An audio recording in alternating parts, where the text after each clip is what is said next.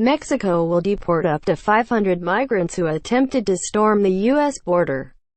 According to its Interior Ministry, the group were rounded up after trying to cross the border violently and illegally on Sunday. The ministry said in a statement, "Video footage shows dozens of people, including women and children, running towards the fence that separates the two countries near the city of Tijuana. U.S. border officers used tear gas to repel them." Mexico's Interior Ministry said in a statement that a group of nearly 500 migrants had tried to cross the border in a violent way. Those identified as having taken part in these violent events would be deported immediately. It said. The ministry added that, far from helping their objectives, the migrants' actions had violated the legal migration framework and could have led to a serious incident. Tensions have been high in Tijuana since the arrival of thousands of migrants earlier this month.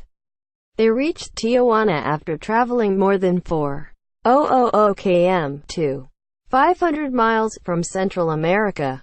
They say they are fleeing persecution, poverty and violence in their home countries of Honduras, Guatemala and El Salvador. However, they now face a long wait to see if their asylum applications will be accepted by the U.S., with President Donald Trump vowing to keep each migrant on the Mexican side of the border until courts have decided their case. This could take months. Amid growing desperation on Sunday, about 500 migrants were taking part in a peaceful protest for the right to seek political asylum in the U.S. "We aren't criminals. We are hard workers," they chanted. Mexico's Home Secretary, Alfonso Navarrete, said the migrants had asked for help to organize the demonstration, but were then reportedly encouraged by some of the movement's leaders to split into different groups so they could make a run for the border and try to cross into the U.S. By Will Grant, BBC News, Tijuana, Mexico. It was a day of some drama in Tijuana.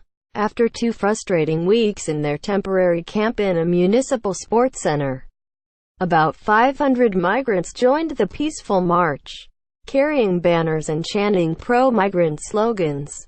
Once they managed to get past the security cordon, though, it quickly turned into a dash for the border.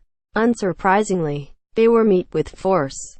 Tear gas was fired and the U.S. and the Mexican authorities closed the San Isidro border crossing. That caused long delays in both directions and angered people like Jose Fajardo. Like many residents of Tijuana, he lives on the Mexican side but works in the U.S. city of San Diego.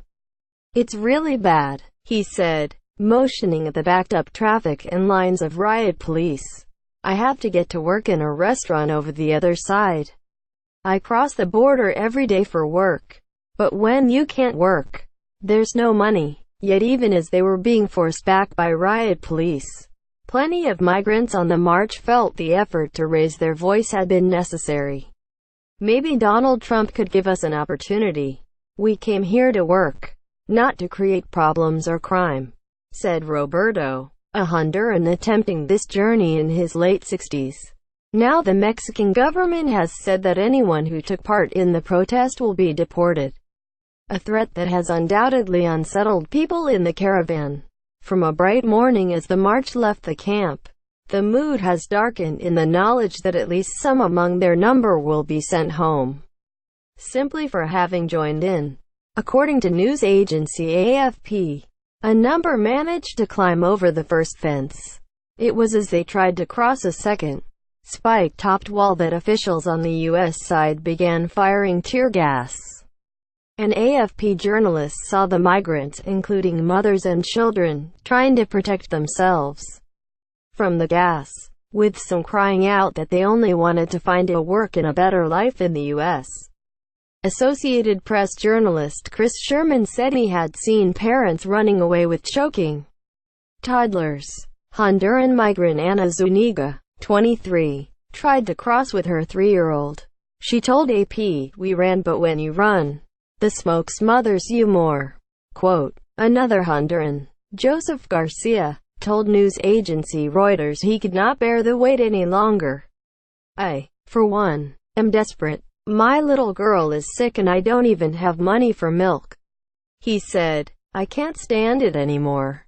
Quote, as a result of Sunday's action, the U.S. closed the San Isidro border crossing near Tijuana to vehicles and pedestrians for a time.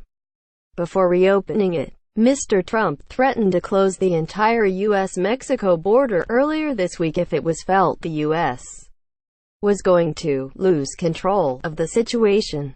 He also said he had given troops at the border the go-ahead to use lethal force if needed.